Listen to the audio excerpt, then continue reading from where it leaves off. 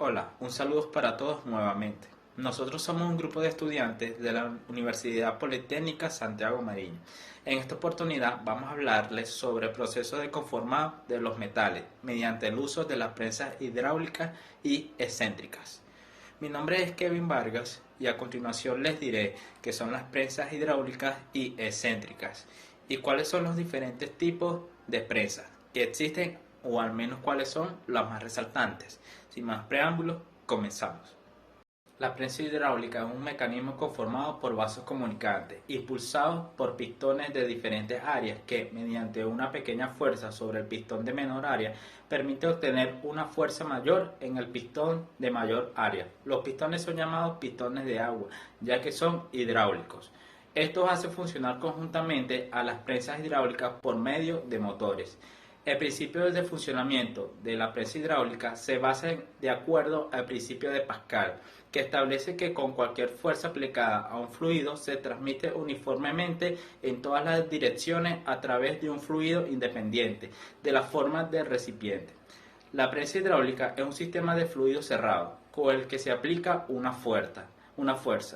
Esto se basa en dos cilindros de diámetros diferentes, llenos de líquido que puede ser agua o aceite, que se cierran con pistones y se conectan mediante una tubería llamada línea hidráulica.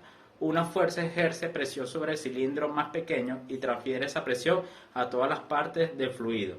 Esto da como resultado una fuerza ascendente sobre el pistón opuesto que es mayor. La fuerza se aplica para trabajar distintos materiales. Esto permite que la prensa pueda lograr fuerzas muy elevadas con la aplicación de una presión inferior. Las prensas excéntricas son máquinas de prensado accionadas mecánicamente que se utilizan para trabajos de corte, punzado, estampado y doblado, con recorridos de prensa pequeños. Normalmente se utiliza para aplicaciones de prensa que requieren solo una carrera corta. Su principio de funcionamiento, esta prensa funciona cuando un volante es accionado por un motor eléctrico a través de una transmisión por correa. Entonces el movimiento se transmite a la campana del embrague a través de una rueda dentada pequeña y una grande, montada en el eje excéntrico. Durante este movimiento, el desplazamiento previsto, la campana interior del embrague presiona contra el disco del embrague, equipado con bloques de fricción, encajado en el eje excéntrico. Posteriormente, luego absorbe positivamente el movimiento del engranaje. Al mismo tiempo, el freno cerrado mecánicamente se presiona contra los resortes con la ayuda de un anillo de pistón y así se abre.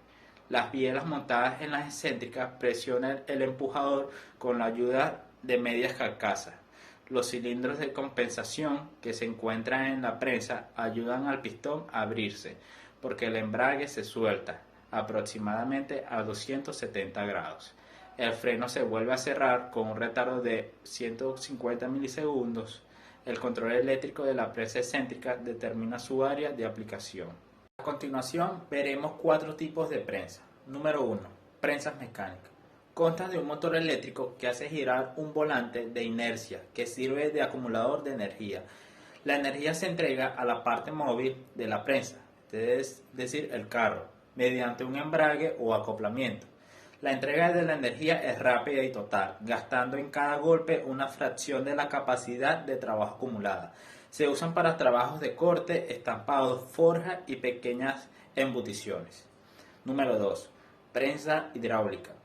Alimentándose un pistón de un gran diámetro con fluido a alta presión y bajo caudal, se consigue altísimas fuerzas resultantes.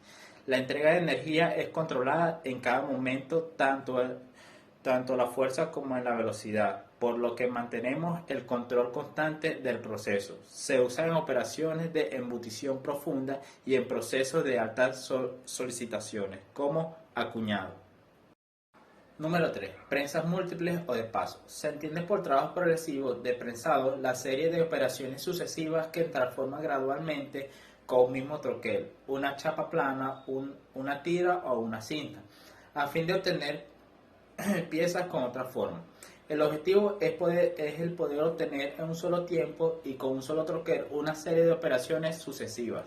Es necesario que los punzones estén paralelos entre sí y actúen sincronizados, haciéndolos trabajar en forma regular. Número 4. Servoprensas. Este es otro tipo de prensas aparecidas recientemente. Son las servoprensas. En estas prensas se elimina el embrague y el volante de inercia, obtenida toda su energía de uno o varios servomotores conectados al eje principal, mediante reductoras planetarias o epicicloidales, o mediante palancas articuladas. La aparición de estas máquinas ha impulsado también el desarrollo de prensas híbridas de distintos tipos, con servomotores, volantes y embragues.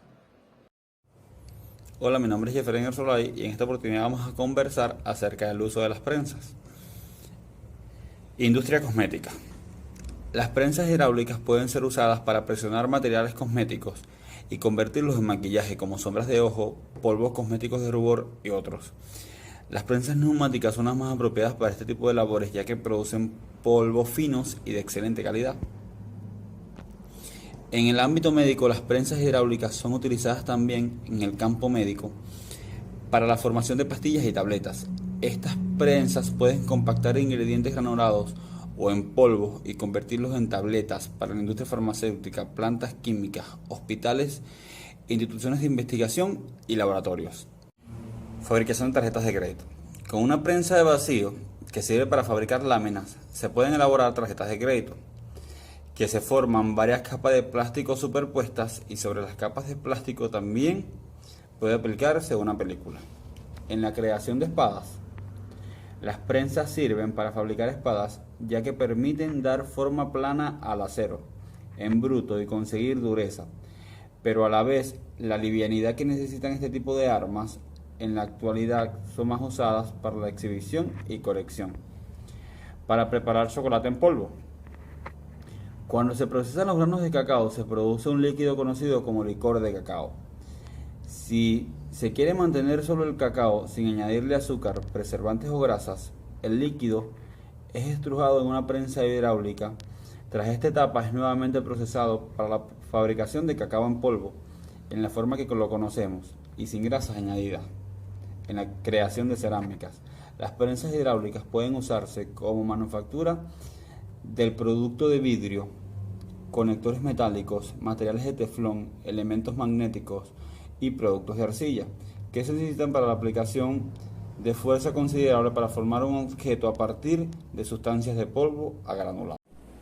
Hola, muy buenas, mi nombre es Ángel Melivia. Como parte de la exposición de la revista del tercer corte, les voy a hablar acerca del diagrama de esfuerzo de formación y los materiales que se utilizan en prensa. Al diseñar un troquel se toman en cuenta algunos criterios para la selección del material el cual se va a utilizar en la máquina. Se debe elegir un tipo determinado de acero de acuerdo a la función que debe cumplir en la estampa. La selección del material debe hacerse según los siguientes factores: A. Según las dimensiones de la estampa.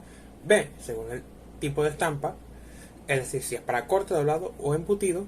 C. Según la temperatura a la cual debe trabajar esa estampa. Y D. Según el tipo de material que se va a trabajar en la estampa. Algo importante a recalcar es que el tratamiento térmico que se le debe realizar al acero con el cual se está fabricando el troquel y el punzón como la matriz son elementos del troquel que están conectados con el material a trabajar. Es por ello que son aspectos más resaltantes que se deben considerar a trabajar con los materiales. Ahora, muy bien, pasando al diagrama de esfuerzo de formación. El diagrama de esfuerzo de formación es una representación gráfica que representa los esfuerzos que sufre un material en función de los datos obtenidos en cualquier ensayo mecánico, en el que se aplica cargas a un material y las mediciones continuas de fuerza y de formación se realizan simultáneamente. Los puntos críticos del material representados en el diagrama son el límite de proporcionalidad, que es cuando un material es sometido a una fuerza de tracción. Este trata de oponerse a la deformación y recobra su fuerza original. El esfuerzo de fluencia, el cual el material deja su propiedad elástica. El esfuerzo supera su capacidad y causa que el material actúe como un material plástico. El esfuerzo máximo, llamado también esfuerzo último, que en este punto el material alcanza su capacidad máxima de resistir el esfuerzo, y si la fuerza sigue actuando, entonces el material colapsa hasta llegar al punto de rotura. Y la fractura, que en este punto el material sometido al esfuerzo llega a fracturarse de forma permanente. Región del diagrama. La región elástica, que es la región desde el inicio hasta la punta del límite de elasticidad. En esta región el material presenta un comportamiento plástico, con mayor intensidad entre el punto inicial y el límite de proporcionalidad. La región plástica, que en esta región empieza desde que el material llega al punto de fluencia, pasando hasta el punto que se fractura el material. En esta región del material sufre una deformación permanente. La zona del diagrama que un material empieza a experimentar un esfuerzo sobre ella hasta que llegue a fracturarse, podemos identificar varias zonas críticas. La región lineal, que en esta región el material se sigue comportando de manera elástica. La plasticidad perfecta o fluencia, en donde el material experimenta una deformación permanente plástica con un esfuerzo constante, hasta llegar a un punto en el que para seguir formando el material requiere una fuerza en la intensidad del esfuerzo que lo deforma. Y endurecimiento por deformación, después de que el material haya experimentado una deformación, la cual tiene que tener un esfuerzo constante, este debe experimentar un aumento en el esfuerzo y por ende el material experimenta una deformación y al mismo tiempo experimentará un endurecimiento. Y la estricción, que comprende desde el punto de esfuerzo máximo hasta el punto de esfuerzo en rotura. En esta zona el material no puede soportar ni un esfuerzo constante. Algo importante a recalcar es que la diferencia entre el diagrama de fuerza de formación de materiales dúctiles y frágiles es que en los materiales dúctiles y materiales frágiles, los dúctiles presentan menor pendiente, mientras que los frágiles mayor pendiente. Esto es causado por las propiedades elásticas que naturalmente presentan los materiales dúctiles. El doblado de metal es la deformación de láminas alrededor de un determinado ángulo. Los ángulos pueden ser clasificados como abiertos si son mayores de 90 grados, cerrados si son menores de 90 grados o rectos. Durante la operación, las fibras externas del material están en tensión, mientras que las interiores están en compresión. El doblado no produce cambios significativos en el espesor de la lámina metálica. Doblado en deforma. En este tipo de doblado, la lámina metálica es deformada entre un punzón en forma de V y otro en forma de un dado. Se pueden doblar con este punzón desde un ángulo muy obtuso hasta ángulos muy agudos. Esta operación se utiliza generalmente para operaciones de bajo volumen de producción. Doblado deslizante. En el doblado deslizante, una placa presiona la lámina metálica a la matriz o dado mientras el punzón le ejerce una fuerza que la dobla alrededor del borde del dado. Este tipo de doblado está limitado para ángulos de 90 grados. Proceso de embutido. El proceso de embutido consiste en colocar la lámina de metal sobre un dado y luego presionándolo hacia la cavidad con ayuda de un punzón que tiene la forma en la cual quedará formada la lámina. El número de etapas de embutición depende de la relación que exista entre la magnitud del disco y de las dimensiones de la pieza embutida, de la facilidad de la embutición del material y del espesor de la chapa. Es decir, cuanto más complicadas es la forma y más profundidad sea necesaria, tantas más etapas serán incluidas en dicho proceso. Las piezas más comunes que se han hecho son las latas, los casquillos de municiones, lavabos, utensilios de comida y partes de carrocería de automóviles.